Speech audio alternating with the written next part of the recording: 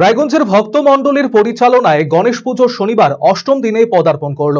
এবারে তাদের পুজোর 17তম বর্ষ। অষ্টম দিনে নরনারায়ণ সেবার আয়োজন করা হয়েছে। সকাল থেকে চলছে প্রসাদ বিতরণ।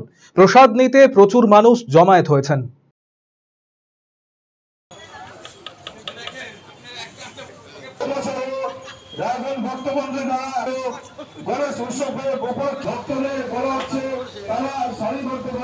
আজকে আমাদের প্রসাদ বিতরণ হচ্ছে।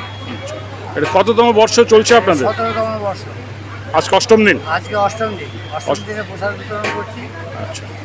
এবং 11 দিনে আমাদের বিসর্জন। আজকে প্রসাদ নিতে কি সব জায়গার থেকে লোকজন এসছে? কি রায়গঞ্জের আশেপাশের থেকেও আছে।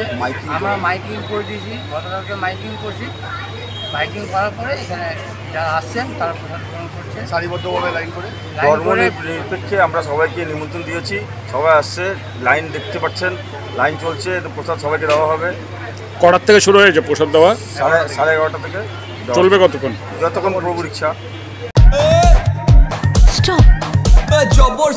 জবর সেল হোসলা এবার এলো সেল, দারুন সেল, বিগেস্ট সেল। টিভিতে ডিল, মোবাইলে ডিল, ফ্রিজেতে ডিল, সবেতে ডিল আসছে city's biggest cost to cost offer only at Khosla electronics, আপনার নিজের দোকান। TNC applied. Khosla electronic private limited, ঠিকানা মোহনবাটি বাজার, রায়গঞ্জ। রায়গঞ্জ জেলা আদালতের বিপরীতে।